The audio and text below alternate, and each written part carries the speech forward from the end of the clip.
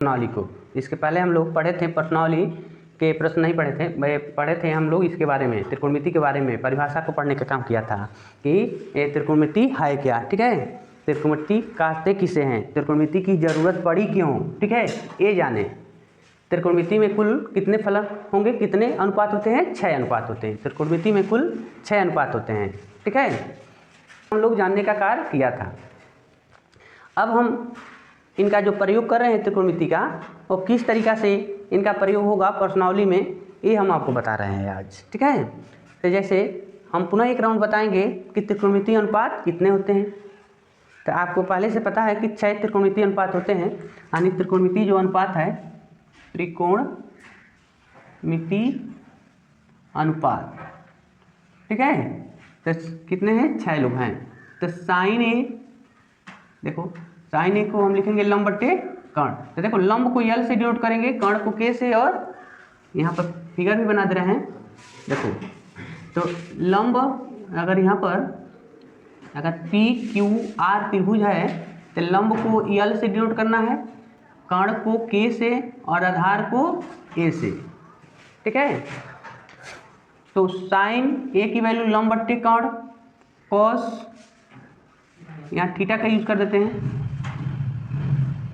Cos theta का हो जाएगा आधार बट्टे कर्ण, और टैन थीटा का हो जाएगा लंब बट्टे आधार, कॉट थीटा का हो जाएगा आधार बट्टे लंब, सेक थीटा होता है तो के बट्टे ए यानी कर्ण बट्टे आधार, और कोसेक थीटा होता है के बाई यल।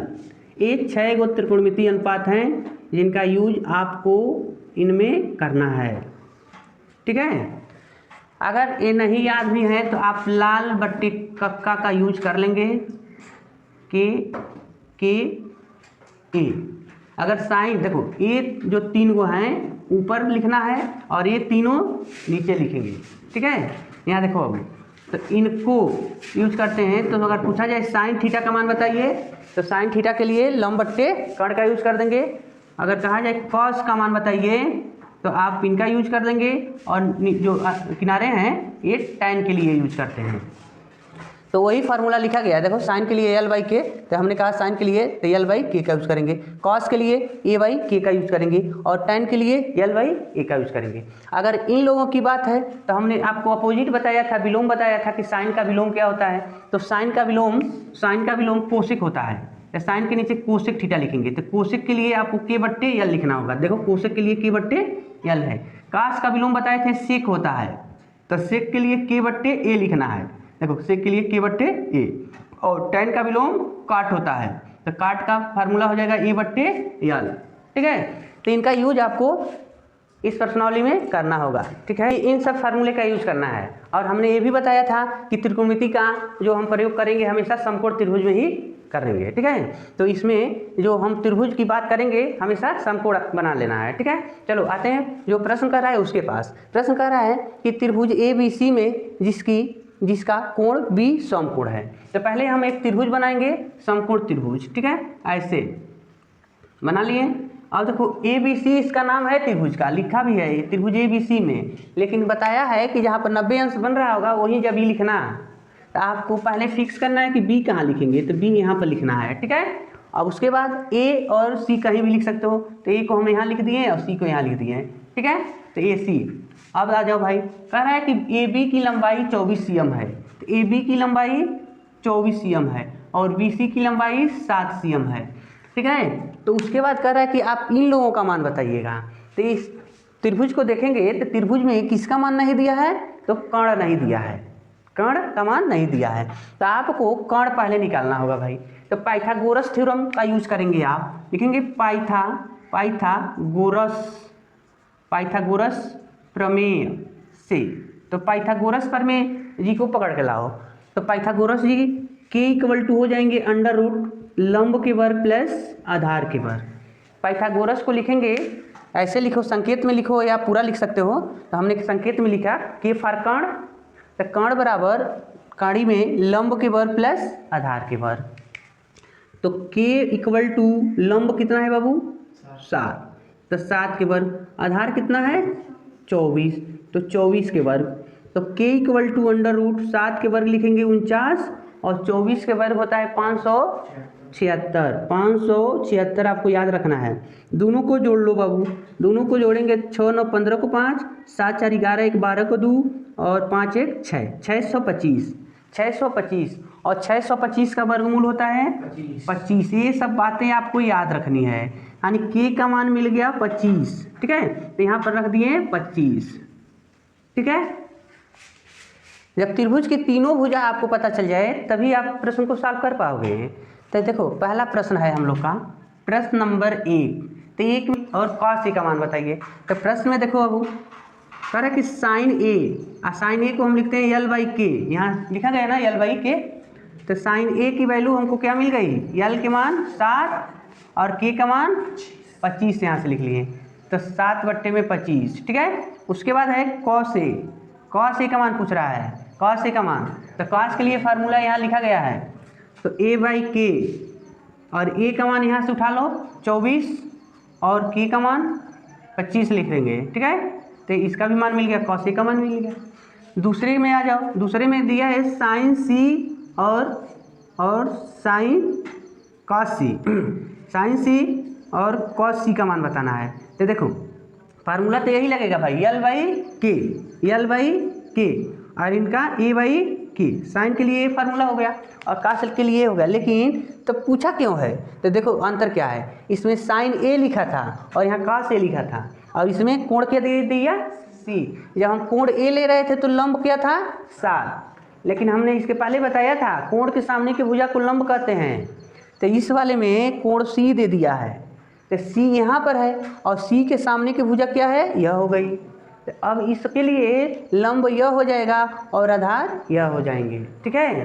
तो यहाँ पर लिखेंगे बाबू लंब क्या हो गया 24, कोण सी के सामने की भुजा लेंगे, ठीक है 24। और कर्ण में कोई परिवर्तन नहीं होगा, तो बट्टे में कर्ण तो वही रहेगा, ठीक है। लेकिन इनके लिए cos c बराबर a बाई के, तो a आधार हमको चाहिए। तो जब कोण c के सामने की भुजा यह लंब हो गया तो आधार आपका 7 हो गया। तो लिखेंगे 7 में k का मान 25 ही है, a आपका सलूशन हो गए। यानी इस तरीक़ा से क्या करेंगे, मतलब कोण को देखकर भुजा को डिसाइड करेंगे, भुजा का कि इस भुजा को हम लंब कहेंगे कि आधार कहेंगे। कर्ण में कोई परिवर्तन नहीं, 90 के सामने की भुजा तो कर्ण रहेगी, ठीक है। तो आप ये याद रखेंगे, इनका यूज सभी सवाल में करना है, ठीक है, और उसी के बेस पर हम ये सॉल्व करेंगे। दूसरे प्रश्न देखो, देखेंगे सवाल नंबर 2 प्रश्नावली के जो हमारा प्रश्न है इनके सवाल नंबर 2 को देखेंगे। यहाँ पर लिखा है कि आकृति को देखिए और उसके बाद tan p minus cot r का मान बताइए, ठीक है। तो आकृति किताब में दिया है 8.13, बट हमने उसको यहाँ बना दिया, ठीक है। तो पहले आकृति में देखेंगे तीनों भुजा की लंबाई दी गई है कि नहीं। तो देख रहा है कि दिया है 2 भुजा की लंबाई, तीसरा नहीं दिया हुआ है। तो पाइथागोरस का यूज कर लेंगे, पाइथागोरस प्रमेय से, ठीक है। तो पाइथागोरस प्रमेय क्या कहता है बाबू, पहले निकालना क्या है हमको, आधार निकालना है, आधार, ठीक है। तो आधार इक्वल टू अंडर रूट कर्ण का वर्ग माइनस लंब का वर्ग। भाई अगर आधार निकालना है तो इनका यूज करेंगे, ठीक है। तो देखो अंडर रूट कर्ण कितना है 13, 90 के सामने की भुजा कर्ण हो गई, तो 13 का वर्ग, लंब कितना है 12, तो 12 का वर्ग। 13 का वर्ग कितना हो जाएगा 169 और माइनस 144, आधार यानी 12 का वर्ग 144, ठीक है। तो काड़ी में कितना हो गया 25 बच गया। तो आधार हमको मिल गया a की वैल्यू 25 के वर्गमूल 5, तो यहाँ हम लिख देंगे 5, ठीक है। अब आ जाओ, तुमको किसकी ज़रूरत है, tan p का और cot r का। तो यहाँ लिखेंगे tan p, तो tan के लिए सूत्र बताए थे, चलो लाल बट्टे काका में आ जाते हैं, लाल बट्टे में काका। तो tan के लिए हम बताए, देखो पहला साइन के लिए है, दूसरा cos के लिए है, तीसरा tan के लिए है, बताए थे ना। तो फार्मूला क्या है, tan का सूत्र है यल बट्टे में a, फार्मूला हो गया ना। अब देखो ये p है, tan क्या लिखा गया है p, कोण क्या है इसमें p, तो p आ जाओ त्रिभुज में आ जाओ, तो p यहाँ पर है जी, तो हमने बताया था कोण के सामने की भुजा लंब होती है। हाँ, अगर कोण P यहाँ पर है, कोण P यहाँ पर है तो यह कौन सी भुजा हो गई? लंब हो गई। तो अब P के लिए लंब यह हो गया और आधार 12 हो गया। तो हमको चाहिए लंब बट्टे आधार। तो लंब हो गया 5 और आधार हो गया 12। तो लंब के जगह पर लिखेंगे 5, आधार के जगह पर 12। ठीक है, लेकिन काट R का मान निकालना है। तो जब हम काट R ले रहे हैं, काट R की बात कर रहे हैं, तो R कोण यहाँ ना है, तो इस कोण के सामने की भुजा यह लंब हो जाएगी।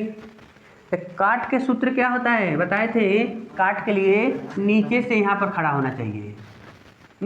तो काट के लिए A/L, मतलब काट का होता है आधार बट्टे में लंब, आधार बट्टे में लंब। तो काट R का मान हमको मिल गया बाबू। आधार देखो क्या है, अगर लंब यह है तो आधार 5 है, यानी R के सामने की भुजा लंब है, तो जो बच गया वो आधार है। तो आधार 5 हो गया और लंब 12 हो गया। ठीक है, तो प्रश्न ये नहीं था, प्रश्न ये है कि tan P minus cot R का मान बताओ।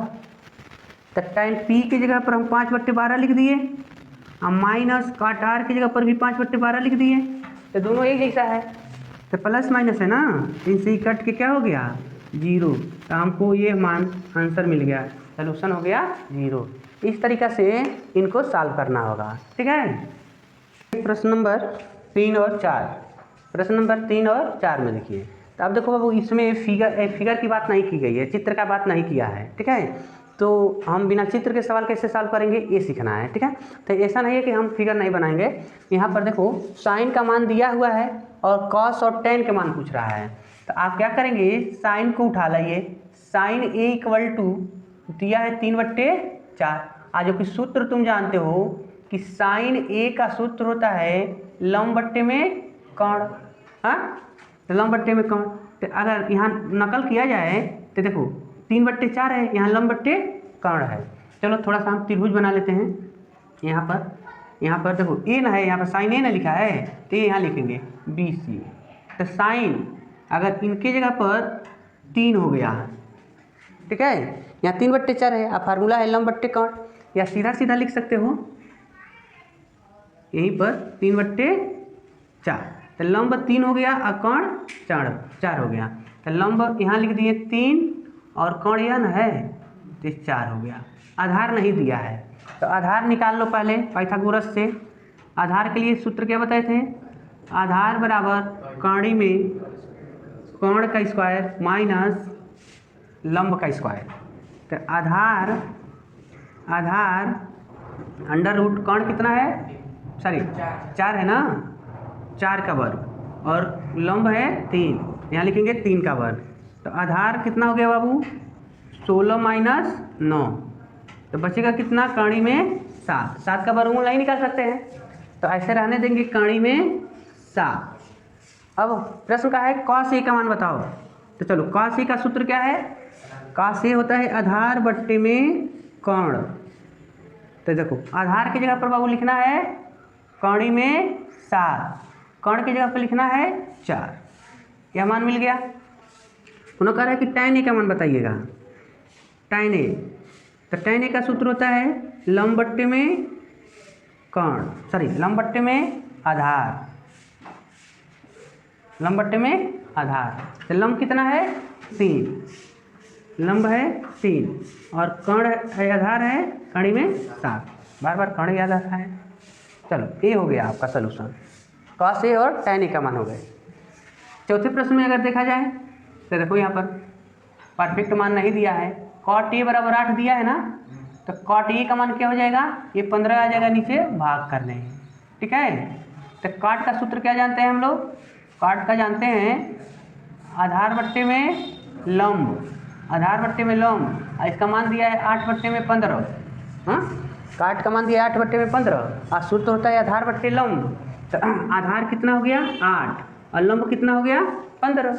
अगर हम त्रिभुज बनाते हैं, ऐसे बना लेना आप लोग, ये नहीं कि नहीं बनाएंगे। फिगर आपको ये देखकर, इनको देखकर, जैसे हम साइन को देखकर ये फिगर ड्रा करते हैं, वैसे जो भी अनुपात दिया है उसको देखकर आप फिगर बनाएंगे। ठीक है, तो आधार कितना हो गया 8 और लंब कितना हो गया 15। इसमें कौन नहीं दिया है, कर्ण नहीं दिया है। तो चलो भाई कर्ण को निकालते हैं। कर्ण बराबर अंडर रूट लंब के वर्ग प्लस आधार के वर्ग। तो अंडर रूट लंब कितना है 15, 15 का वर्ग आधार 8 का वर्ग। 15 का वर्ग कितना हो जाएगा, 15 का वर्ग करेंगे 225, 8 अठाइए 64, तो जोड़ लो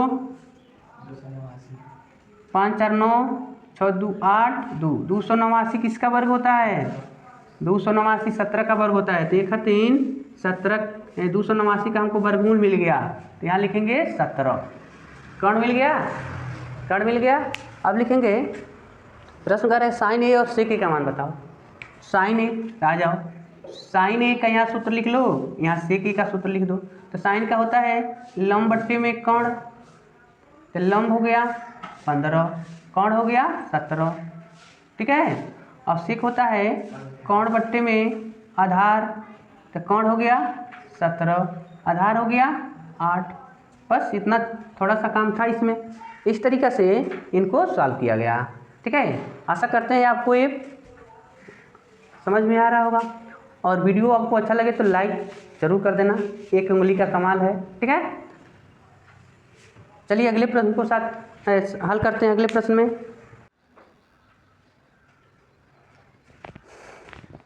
देखिए प्रश्न नंबर 5, प्रश्न नंबर 5 और 6। ठीक है, छठवां प्रश्न और पाँचवां प्रश्न। पाँचवें प्रश्न में कह रहा है कि सेक थीटा का मान 13/12 है, तो अन्य 5 त्रिकोणमितीय अनुपात निकालो। आप सोचेंगे कि सेक थीटा का मान दिया है तो अन्य क्या मतलब क्या है। तो सेक थीटा का सूत्र होता है, सेक का सूत्र होता है बाबू कर्ण बट्टे में आधार, कर्ण बट्टे में आधार। इसका मान दिया है 13/12। ठीक है, 13/12।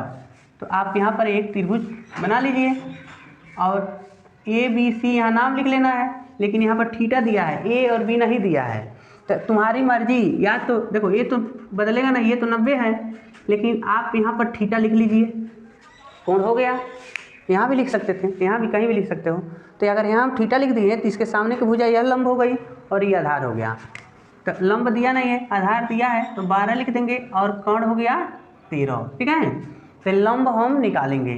तो सूत्र हम जानते हैं बाबू, लंब बराबर कर्ण में, लंब बराबर कर्ण में होता है, क्या होता है, कर्ण के वर्ग माइनस आधार के वर्ग।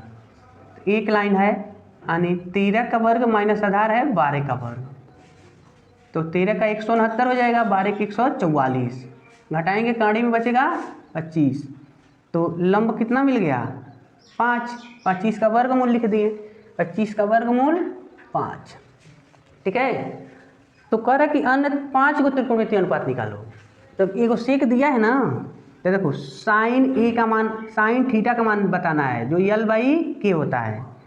दूसरा कॉस थीटा का मान बताना है जिसका फार्मूला A/K होता है। और तीसरा टेन थीटा का मान बताना है जिसका फार्मूला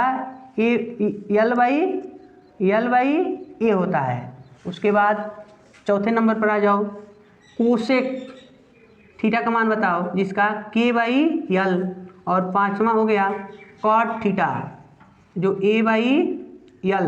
ठीक है, छठवां तो एक खुद है, 6 गो त्रिकोणमितीय अनुपात होते हैं, तो एक दिया है 5 हमको निकालना है। तो जैसे ये फार्मूला लिख दिए और उसके बाद त्रिभुज में से मान देख कर लिख लो। ऐसे देखो L/K है ना, साइन थीटा के L/K, तो L के मान क्या है 5 है और K का मान 13 हो गया। यहाँ A/K, A का मान है 12, K का मान है 13, यहाँ इसका मान हो गया। tan का मान क्या है L/A, तो L के मान 5, L के मान 5 और ये 12 हो गया। उसके बाद कोसेक का क्या हो गया K/L, K का मतलब 13, L का मतलब 5, यहाँ पर 12/5। इस तरीक़ा से अन्य जो त्रिकोणमितीय अनुपात निकालना था ये प्राप्त कर लिया गया। ठीक है, थोड़ा सा ये बहुत नॉर्मल प्रश्न है या देखने में थोड़ा सा हार्ड भी लग सकता है आपके लिए। तो यहाँ कह रहा है कि ए और बी न्यून कोण है। न्यून कोण यहाँ पर कहने का ये मतलब हो गया, जब हम फिगर ड्रा करते हैं तो उसमें जो हम देखो ये फिक्स हो गया ना 90 डिग्री, तो इसमें जो 2 गो बचता है इसको न्यून कोण करना है। तो मतलब ए और बी को ए या तो यहाँ ना तो यहाँ लिखेंगे, यहाँ नहीं लिखना है यहाँ पर, इसीलिए वो पहले ही समझा दिया है ए और बी न्यून कोण है। तो सी लिख दो वहाँ पर 90 समकोण हो गया। तो ए हम यहाँ लिख दिए और बी को यहाँ लिख दिए, ये दोनों न्यून कोण है। कह रहा है कि अगर cos ए बराबर cos बी हो, cos ए बराबर cos बी हो, तो बताओ कि ये दोनों कोण बराबर है। सिद्ध करना है दोनों कोण बराबर है। तो आप लिखेंगे दिया है, क्या दिया है जी, cos ए बराबर cos बी, cos ए बराबर cos बी। ध्यान देना, जब हम कोण ए दोनों का होता है आधार बट्टे कर्ण, cos का होगा आधार बट्टे कर्ण। तो आधार बट्टे कर्ण है तो ये बताओ कि दोनों में लेकिन कोण अलग अलग ना है, दोनों का कोण क्या है, अलग अलग है। तो भुजा बदल जाएगी, भुजा बदल जाएगी। अगर ये बताओ इनका सूत्र है आधार बट्टे कर्ण, तो देखो कोण ए है तो कोण ए के सामने की भुजा लंब हो गई, यह ना लंब हो जाएगा और ये कर्ण होगा। तो लेकिन आधार क्या होगा कोण ए के लिए, कोण ए के लिए यह ना आधार हो गई। तो हम लिखेंगे ए सी बट्टे कर्ण है ए बी। इधर आ जाओ cos बी के पास, तो cos बी का भी हम लिखेंगे आधार बट्टे कर्ण, लेकिन कोण जब हम बी लेंगे तो लंब क्या हो गया, यह ए सी हो गया और आधार बी सी ना हो गया। तो हम आधार लिखेंगे बी सी बट्टे में ए बी कर्ण रहेगा ना। तो ये बताओ ए बी से बी कट गया तो बच गया ए सी बराबर बी सी। अब देखो त्रिभुज की ए बी ए सी भुजा बी सी भुजा के बराबर हो गई, इसका मतलब ये त्रिभुज समद्विबाहु त्रिभुज हो गया। हाँ लिखेंगे अतः त्रिभुज ए बी सी समद्विबाहु त्रिभुज है। हाँ समद्विबाहु त्रिभुज की 2 कोण बराबर होते हैं, समद्विबाहु त्रिभुज के बराबर भुजा के या बराबर भुजा के सामने का कोण बराबर होता है, ऐसे कह सकते हो बराबर भुजा। त्रिभुज की ना बात कर रहे हैं, भुजा किसमें हम ले रहे हैं, त्रिभुज के बराबर भुजा के सामने का कोण बराबर होता है। ये बताओ कोण अगर ए सी बी सी के बराबर है तो कोण यानी ए सी भुजा के सामने का कोण क्या है बी, और बी सी भुजा के सामने का कोण ए ना है। तो आप लिख देंगे ना कोण ए बराबर कोण बी, कोण ए बराबर कोण बी। ठीक है, इस तरीके से सिद्ध हो जाएगा। ये थोड़ा सा हट के सवाल था, ठीक है, केवल त्रिकोणमिति का इतना ही यूज करना था। जबकि हम लोग 7वें लेसन में इसको पढ़े थे, नहीं 6वें लेसन में पढ़े थे त्रिभुज के भुजाओं के अनुपात बराबर हो जाएंगे तो कोण बराबर हो जाएगा। ठीक है, इस तरीके से चलिए आज इतना ही हम इसमें पढ़ेंगे। क्वेश्चन 1 से 5 तक के प्रश्नों को पढ़ने का कार्य किया। अगर ये वीडियो आपको अच्छा लगे तो लाइक जरूर कर दीजिएगा, चैनल पर नए होंगे तो सब्सक्राइब कर लीजिएगा, मित्रों से शेयर जरूर करिएगा, अपनी राय कमेंट बॉक्स में दीजिएगा ताकि हम आगे का इसका प्रश्न का सलूशन आपको बता सकें। धन्यवाद।